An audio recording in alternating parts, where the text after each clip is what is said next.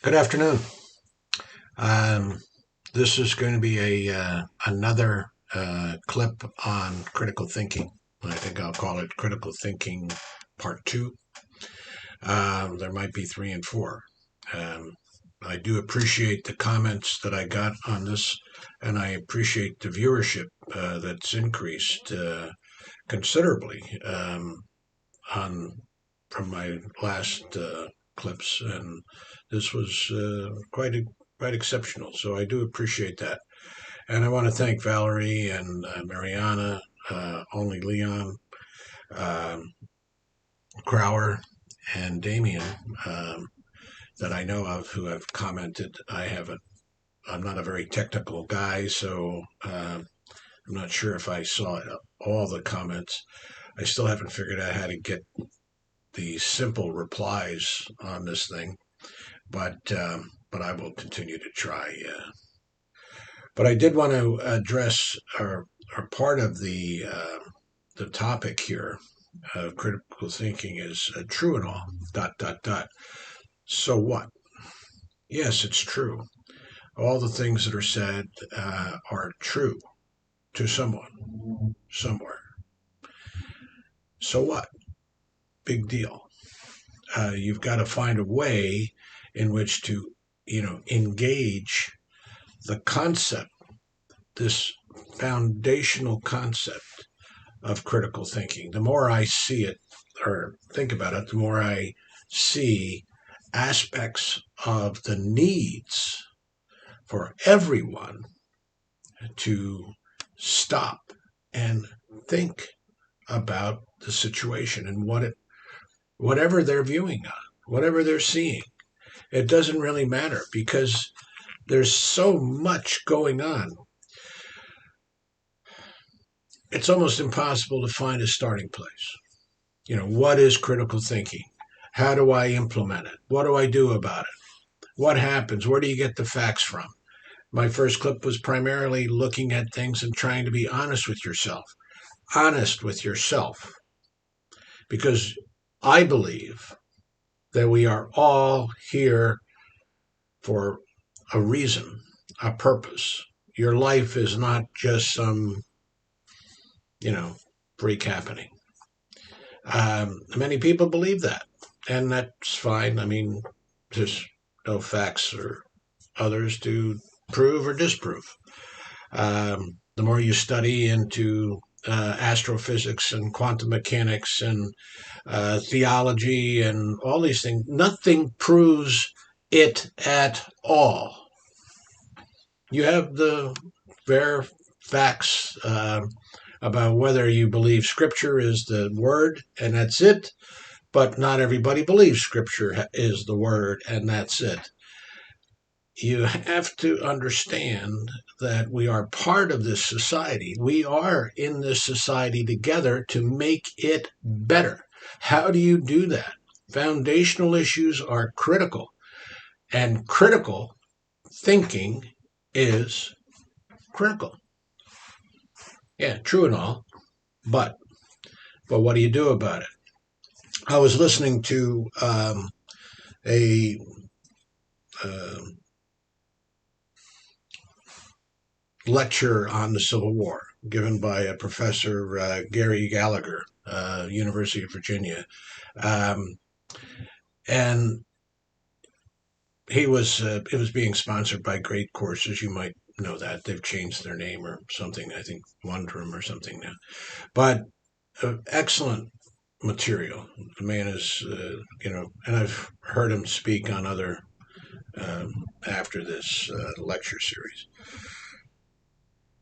But he did, when he was concluding his lecture, and this was a series of lectures, he talked about what happens after the war.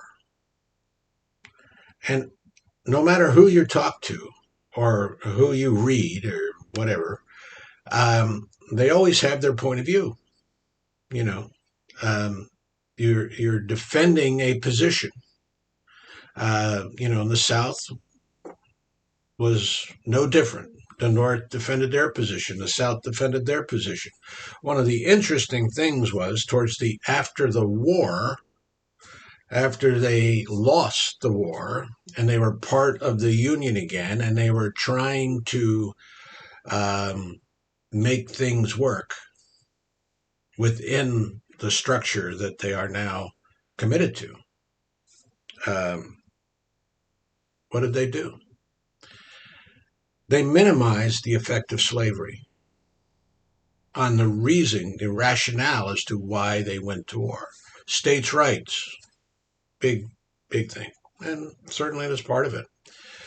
But they minimized certain situations due to the political climate that was there after the war. It's common. I mean, this is the biggest thing in the world. You know, Jefferson Davis and many of the people in authority in the Confederacy stipulated in clear language that slavery was an essential part, or essential reason why they were doing this, why they got involved in this war, why they wanted to secede so that they could promote their own economic world. It wasn't just states' rights, although states' rights has a lot to do with it. But in the war itself, what did the Confederacy do? It restricted states' rights. They were the first to have a draft, for example. First. They confiscated many things. They wanted to win the war. How are you going to do that? Well, you've got to use authoritarian tactics. That's what they did. Is that right? Is that wrong? You know, depending on where you are, depending on what side of the fence you're at. What does that have to do with critical thinking?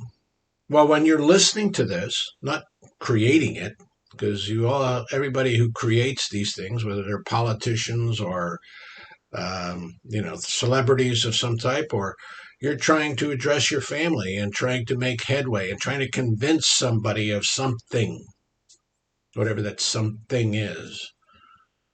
What do you have to do? You have to look and understand where that listener is coming from. Who are you speaking to? Why are you speaking to them? What do you want to gain? You selling a product?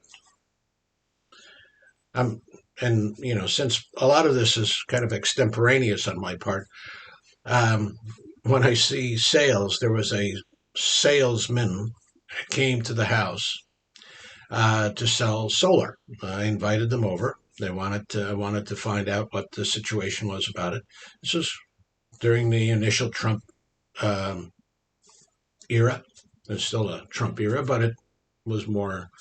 He was the president at the time, and whatever I can't remember exactly what I said, but and COVID was rampant at the time. So there wasn't a closeness, but he wanted to be close in the old come in, shake your hands, let's butt heads together and I want to sell you the solar system. And I said, no, hold the phone here.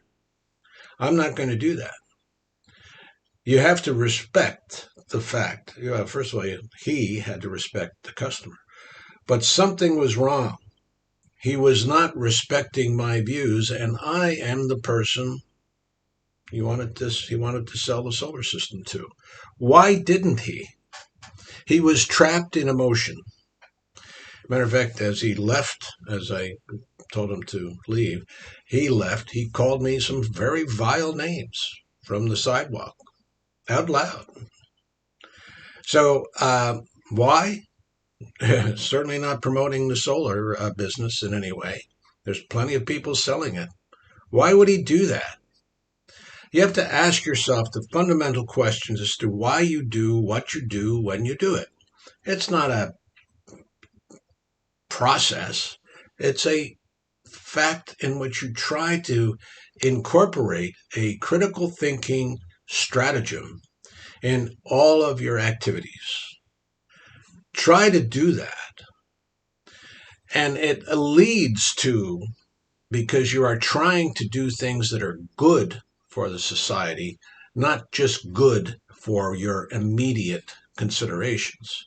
Because critical thinking wants you to bring in multiple facts, multiple ideas, not just sell a product. Now, this solar guy obviously he wasn't critical thinking, or he wasn't thinking at all, because he lost the sale, and I was fairly well primed to try to get a solar system on the house. But he lost that because of his emotion, his bias. You can't do that. In critical thinking, you are not there to be biased. Yes, it's important. It's part of it. Of course it is. You are a human being. You are biased. We all are biased in some way. But it's a minimization of that.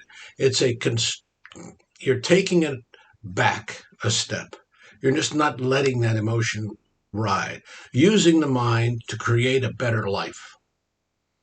And then there's many other things that I'm planning to address, but within this context of a clip, because it's not a teaching video, it's an opinion video. And these are my opinions. Plus, I want to have understanding and focus on one of the primary issues is foundationalism. What is the fundamental need of the society, not just what you want. You got to have a home, you got to have food, you got to have air, that kind of stuff. It's what you want within the society, within the realm of the reality in which you live.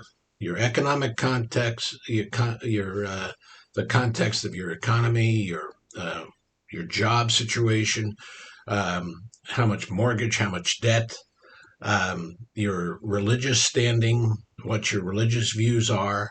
All these things fold into something. And how do you differentiate in that folding? It's like making a marble cake.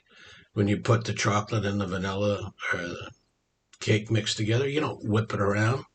You stir it gently so it marbleizes. It creates something unique, some aesthetic value to it.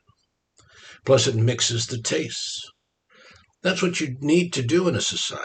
Critical thinking is partly that. And again, this is not a scholarly dissertation. I don't care about that. You can go online and find all kinds of scholarly things about it.